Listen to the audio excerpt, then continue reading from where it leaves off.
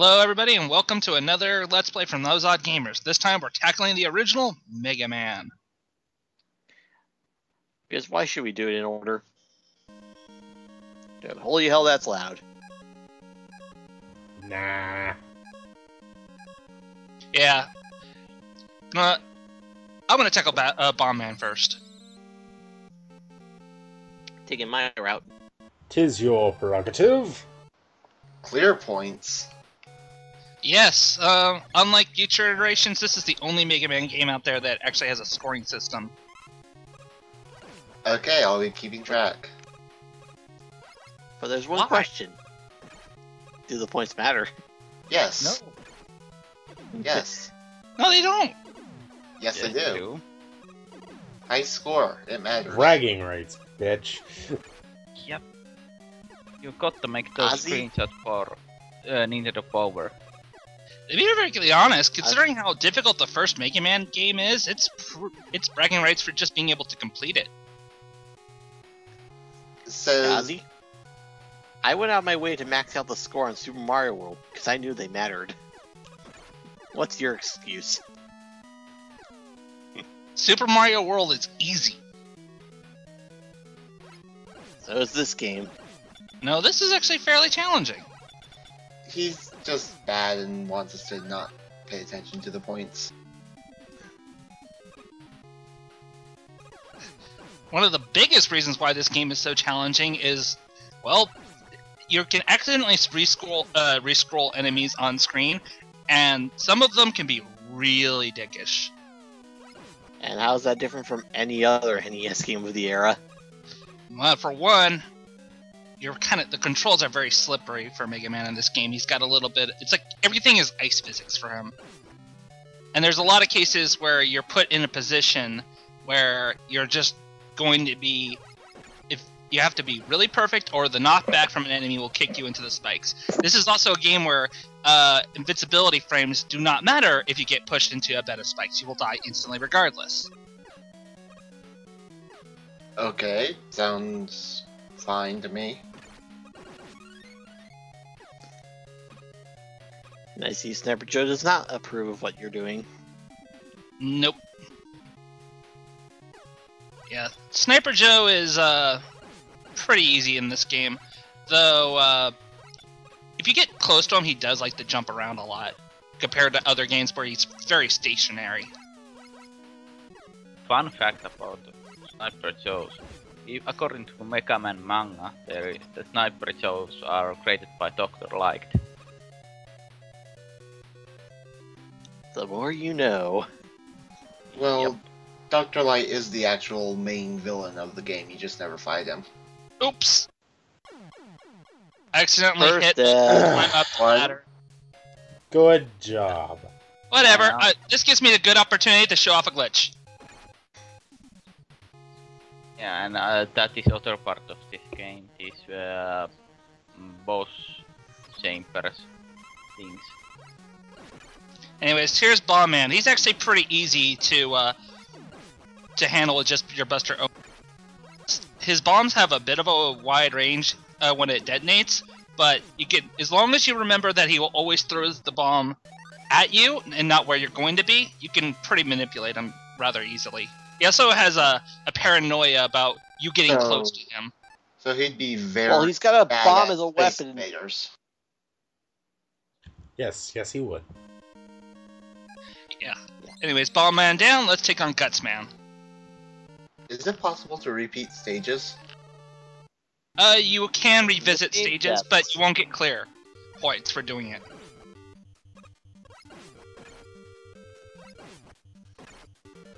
Anyways, this stage is pretty infamous because of these moving platforms here. I don't know. I've never heard of it. Although it really showcases one of the major problems with how the physics works in this game, where if you're not careful with your jumps here, you don't just fall like That. if you're standing on the platform as it goes. It tilts to drop you off, you fall surprisingly fast. You're a So steel if you robot. fall, you fall. even more than you would be expect. Stop shooting them. Bastard. Yeah, Mets are iconic for this stage more than any other stage in the game. That's the one thing about this is because Gutsman is considered kind of like a construction type robot. They put a lot of construction type enemies like the Mets with their hard helmets, and later on there'll be these guys with like pickaxes. Timing. Also, Pickaxe Jim. you've lost your score. Yeah, that's what happens when you game over. I don't say I'm the best at this game. I'm just good at it enough to beat it. Unlike me, who's clearly superior and who can get through at least to the end of the Dr. Wily stages before dying. At which point that robot gauntlet is gonna kill your ass. It really is. I don't care how good you are, that robot gauntlet at the end is gonna kill your ass.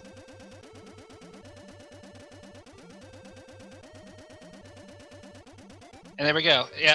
Oh, we're also introduced to these enemies. These are annoying because they'll always keep spawning, so you always want to keep moving forward. You mean the rotocopters and Pickaxe Jim?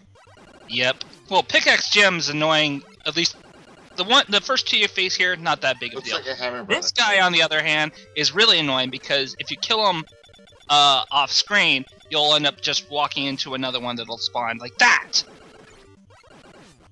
Why don't you use your special weapons? I mean, this was the game that introduced them. Why not blow them up? Or is your aim not good enough? Mostly because I'm like prefer to use my Mega Buster whenever. I'm much more comfortable with using just the plain old Mega Buster than using the very awkward to use bombs. So you're not that good. Yep. He's on a small platform. The bombs take a while to go off. I'm just rather just kill him with my Mega Buster. Also, those stompers deal like half of your health bar. Between a third and a half. And they're extremely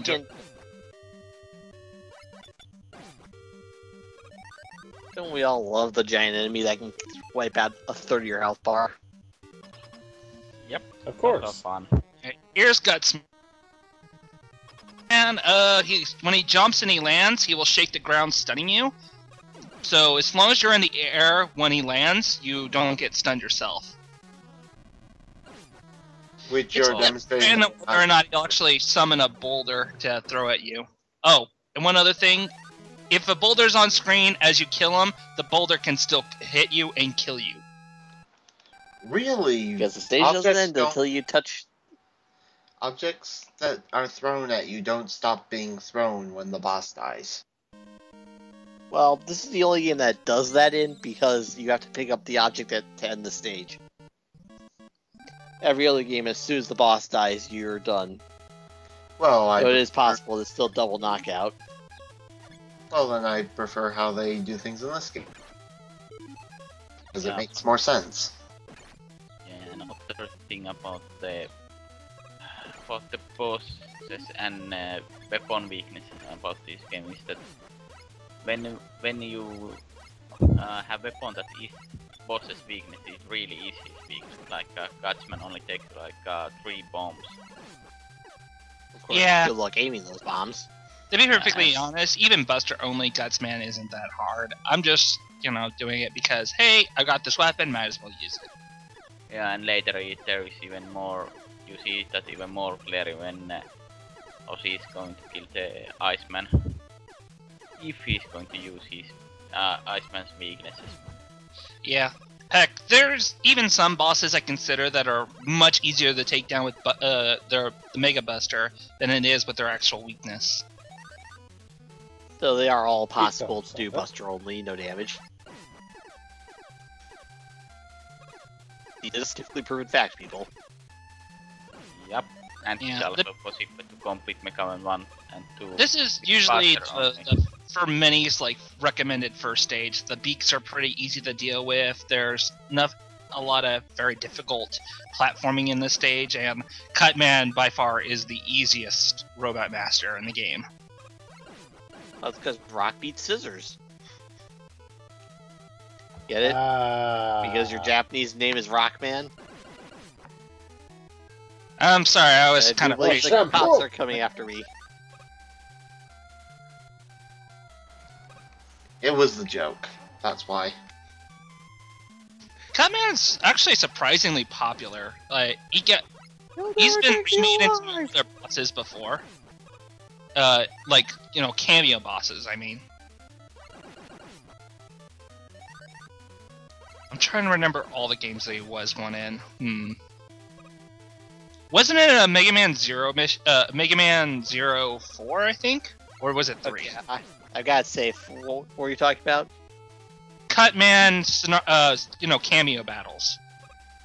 Let's see, there was the one in Mega Man 8 for, I believe it was Saturn exclusive. Yeah. That, him and Wood was that. The one in Mega Man X8. 4. What for? Death. I'm keeping count.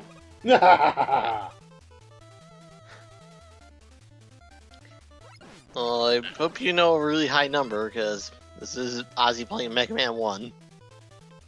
Let's see. And I am keeping track of this That's score, all so if it randomly disappears, I'm gonna ask about that. I don't think there are any other Mega Man Cutman battles, cameos, unless you're counting the Battle Network 2 appearance of him. Yeah, Or the and actually I fighting always games. thought the Battle Network 2 model looked really good. Even if he was relatively annoying to fight with the fact you had to run in circles. Literally.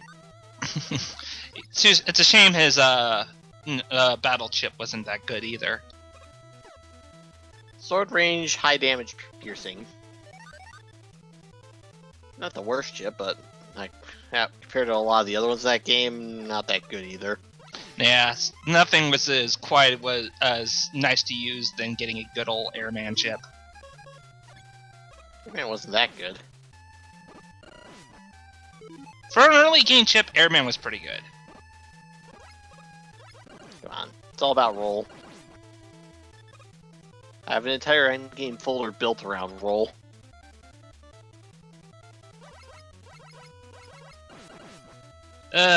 These things. That's the only thing. One thing I'm happy I'm saying is gone is the whole enemies down a hallway. Like this, they removed that. For the one screen transition. Yeah. Because it really isn't challenging, it's more tedious and slow, you know? Anyways, he's weak to the... He's weak to rocks, essentially. But I missed the last As one. I said, rock beats scissors.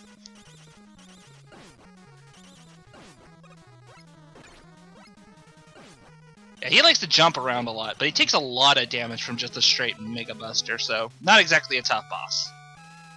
But if you're not careful, he's gonna make paper dolls out of you. But you're made of metal. How does that translate into paper? You've never seen the Mega Man cartoon, have you? I have, but wow, that was a long time ago. Did he honestly I do didn't even that? know it existed.